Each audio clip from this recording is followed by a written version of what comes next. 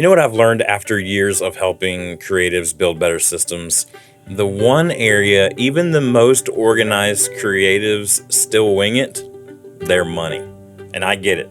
You don't start your business to become an accountant or a bookkeeper, right? You started it to create amazing work. But here's the reality. Financial chaos will kill your creativity faster than any other kind of overwhelm. And that's why I love what the core group does.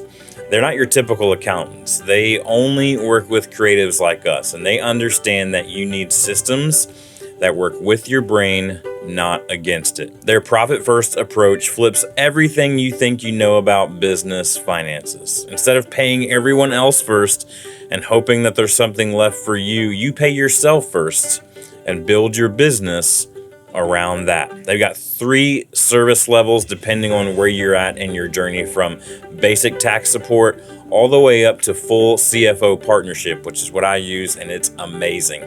Stop letting money stress steal your creative energy. Check out coregroup.us.com and finally get the financial systems your creative business deserves.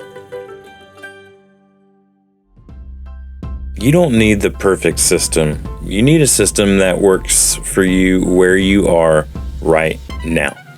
When implementing new systems, the further you and your team have to reach outside of your current habits, the less likely you are to use them. So today we're talking about the path of least resistance and why the best systems meet you where you are. Let's get into it. Taking creatives from chaos to clarity. Welcome back to Creativity Made Easy, the podcast for creative professionals who want to scale their business without sacrificing their sanity. I'm your host, Dustin Peed, creative consultant for agencies, and I help professionals know themselves, their process, and their teams so that they can move from chaos to clarity. Whether you're a freelancer, agency owner, or leading a creative team, this show is about building systems that free your creativity instead of constraining it. So let's dive in. You know, I've always wanted to be more disciplined in journaling, and I've tried all kinds of different paper notebooks and different approaches. I've left notebooks by the bed to encourage daily use. Nothing stuck, no matter what I did to remind myself. But I realized about a year or two ago that I really love gadgets and tech. So why not marry those with this desire to journal more? And so I bought a remarkable digital notepad, and it finally aligned with who I actually am, not who I thought I should be. Like I thought if I'm going to journal, I got to be a paper person, right? But now I journal most weekdays consistently. We've talked about it on this show that I use the morning pages from Julia Cameron's The Artist's Way. And being able to do that first thing in the morning really sets my mind free from all the overthinking and be able to focus on what's in front of me for that particular day and that season of life. So the lesson is that the system worked, right? It's not the ideal journaling system, right? This was the system that matched my actual preferences and habit. I knew if I had that piece of tech that I bought and paid money for, that I was going to use it. So I met myself where I was, right? Instead of having to live in the where I should be, this traditional paper journaling, I said, you know what? I love tech. Let's see if this works. And so I tried it. And it worked, right? So this principle here sounds so trivial, but it does apply to every system that we implement in our creative businesses. And what I'm talking about specifically here is this idea of the path of least resistance, which is nothing new, right? That idea, that concept has been around for a long, long time. And anytime we're trying to create new habits, the path of least resistance comes up somewhere along that journey, right?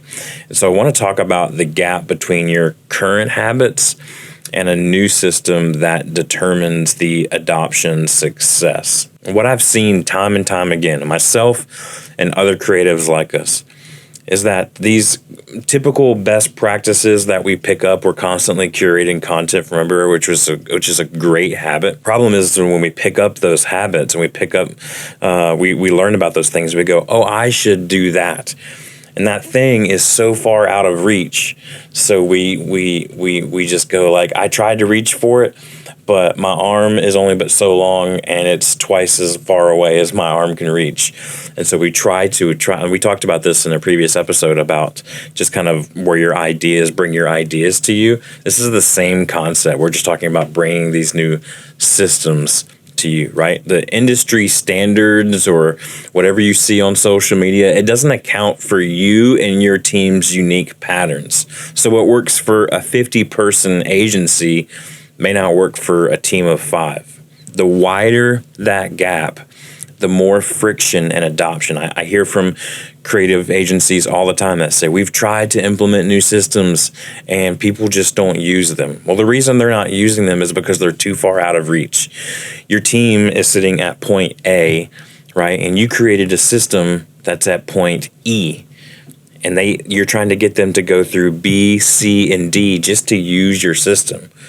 What you need to do instead is to create it, if your team is at point A, is create a system that's at point B, right? The next natural step that's in front of them. That is the path of least resistance, and that will get you more results for these new systems that you're wanting to implement. The reason this works is because when I was researching change management, I found out that people need between 7 and 10 touch points with a new behavior before it becomes a habit, right? The same is said often of our sales, right? That people need 7 to 10 interaction points with us before they're willing actually to buy from us. Same is true with these new habits. And if you're implementing new systems, it's exactly what it is. I know it might sound like I'm talking new year, forming new habits, but it's really more about implementing a new system is you're trying to create a new habit within your team. And so they need lots of touch points in order to become familiar with that new behavior. If they're at point A, they can touch point B by reaching out and touching it, but they can't reach out and touch point E. So again, the further from the current behavior, the more touch points are required. And we want to be able to implement the system with ease. So we're going to go from A to B, not from A to E. And that's why most teams give up before hitting the threshold, is it's too far away from where they are.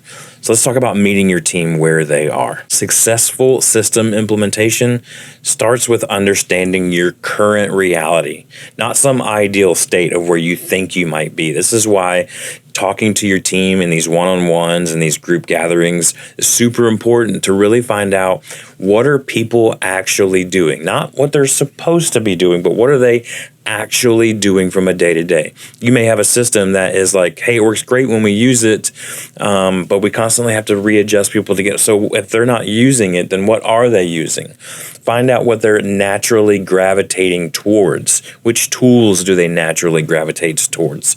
That'll help you understand how to bring the system to them. What are some communication patterns that already exist? How can you use the implementation or the rollout of this new system or software or whatever it is, process, right? How can you bring that into a communication pattern that you already exist? When I roll out a new system or process with agencies that I work with, we usually will do that inside of a meeting that they already have. We're not going to schedule this other meeting because now you've already taken up more of their time with another meeting, and they're already mad about whatever you're going to talk about.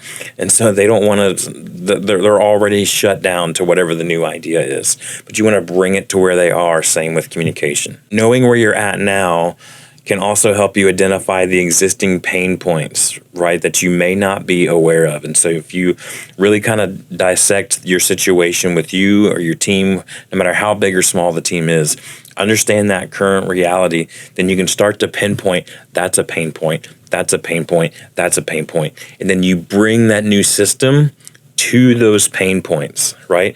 If you scrape your arm and you go to put a bandaid on, you don't put the bandaid next to the wound, you put it on the wound, right? You're bringing it to the pain point. You're bringing the solution to the pain point. And that's exactly what we're talking about here. So once you've identified those pain points, try to map out the smallest viable change. Identify one element that's closest to the current practice from your new system and bring that to that old way of doing things. To say, look, we're not asking you to change everything. We're bringing this to where you are, not expecting you to go over leaps and bounds to get to where the solution is that we're implementing. And that comes with not overcomplicating it. You need to be able to show people who are visual learners and visual thinkers and list makers and morning people and afternoon people. You need to kind of bring it to where there are, but don't overcomplicate it. Simplify, simplify, simplify. If you can't explain it on a napkin, then it's too complex of a system. All right, so let's say we're implementing a new project management system. Let me just kind of give you a timeline here of how to roll this out simply and bring it to where you are, right? So you identified all of the areas where their current pain points are at, and you're going to bring this solution to them. And the very first thing you're going to do is just create a simple, basic task list of the things that they already do. We're not adding new things, right? We're just creating a simple task list. Then after that, we'll add in our DUE dates, right, of when the things are actually DUE, and then we'll put in our DO dates, and then we'll start implementing project templates, and we're kind of doing things a little bit at a time. Implementation can span over a long period of time. It doesn't have to be all at once, because gradual adoption beats an overwhelming launch every single time.